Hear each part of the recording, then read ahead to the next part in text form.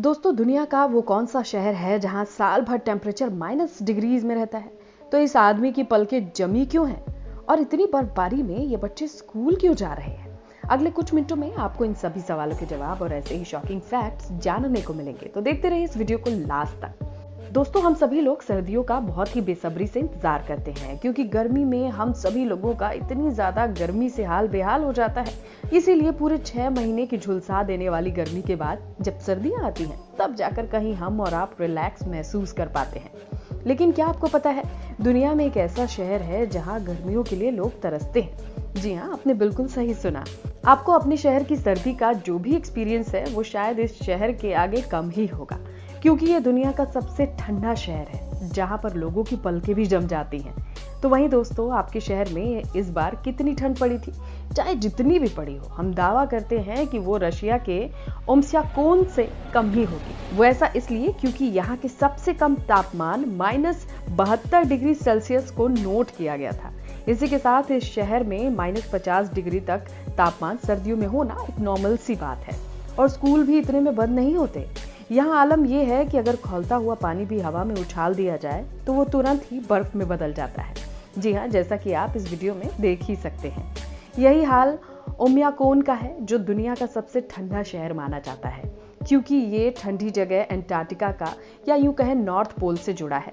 लेकिन ये हमारी आपकी जानकारी के लिए एक और बात भी पता होनी चाहिए कि इस शहर का नाम रूस की सबसे फेमस नदी ओम्याकोन के नाम पर रखा गया, जहां इतनी ज्यादा ठंड होती है कि अगर आप अपनी गाड़ी का इंजन बंद कर दें तो आपकी गाड़ी शायद दोबारा स्टार्ट नहीं होगी।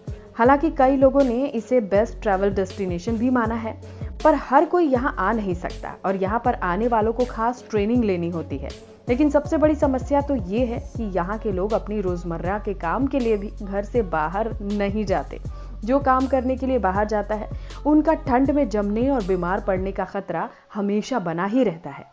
आज पूरी दुनिया जहां मोबाइल फोन के बिना जी नहीं सकती, मगर यहाँ के लोगों को मोबाइल फोन या इलेक्ट्रॉनिक से जुड़ी कोई भी चीज नसीब नहीं होती, क्योंकि यहाँ इतनी ठंड होने की वजह से यहाँ पर नेटवर्किंग साइट काम ही नहीं करती।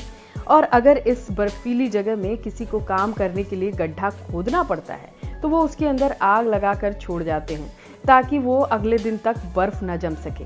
तो वहीं सर्दियों के मौसम में यहाँ पानी की बहुत समस्या हो जाती है, क्योंकि यहाँ पाइप में पानी जम जाते हैं। ऐसे में पीने का पानी भी बर्फ पिघलाकर ही इस्तेमाल किया जाता है। यहाँ पर पानी के टैंकरों के चलते ही लोग जी रहे हैं, क्योंकि यहाँ रह रहे लोगों के लिए टैंकर टाइम टू टाइम मंगवाया जाता है, जिसे लोग तुरंत गर्म बाल्टियों में भरते हैं। इसके अलावा सर्दियों में प्लम्बिंग की समस्या होती है, क्योंकि यहाँ पानी पाइप में जम जाता है, इसलिए घर में बाथरूम का इस्तेमाल नहीं कर सकते। ऐसे में समस्या होती है कि घर के बाहर लोगों को बाथरूम का इस्तेमाल करना होता है, जहां लोगों को सिर्फ घर से बाहर टॉयलेट के लिए किसी जंग पर जाने जैसा काम लगता होगा। इसके अलावा शहर में एक चौराहा है जहां मेन थर्मामीटर है, और ऐसे ही कई जगह थर्मामीटर लगाए गए हैं, जो दिखाता है कि सबसे कम तापमान कब नोट किया गया था। क्योंकि 400 से 500 तक की जनसंख्या वाला ये शहर आर्कटिक सर्कल के बहुत पास है, इसीलिए सर्दियों के दौरान कई दिन तक सूरज नहीं दिखता है। सर्दियों में यहाँ 21 घंटे अंधेरा ही अंधेरा रहता है। और दोस्तों, यहाँ अगर कोई शाकाहारी आ जाए तो इसे बहुत दिक्कत होती है, क्योंकि यहाँ सर्दियों में तो अनाज उगाया ही नहीं जा सकता, जहाँ गर्मियों में भी बहुत ही कम खेतीबाड़ी हो पाती है, क्योंकि यहाँ की जमीन ही ऐसी है। यहाँ के लोग खरगोश, रेंडियर, मछलियों आदियों को खाकर जिंदा रहते हैं। चाय की जगह यहाँ वोदका उनके आहार में शामिल है, क्योंकि ऐसा खाना उनके शरीर को गर्म रखने में मदद करता है। और यहाँ तक कि मरे हुए जानवर भी शहर में जम जाते हैं, जिसे पकाने से पहले पिघलाना होता है।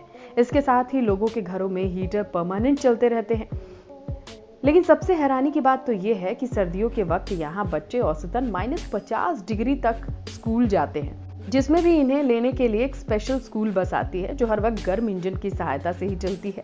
यहाँ पर एक ही स्कूल है जिसमें 25 टीचर करीब 200 बच्चों को एक साथ पढ़ाते हैं। हालांकि इस शहर के सबसे ठंडी होने की वजह है इस शहर के पास स्थित 2 घाटियां, जो हवा का एक जाल बनाती हैं, जिसकी वजह से पूरे साल जलवायु ठंडी बनी रहती है, जिसके चलते ही यहाँ स्नोफॉल होना आम सी बात है।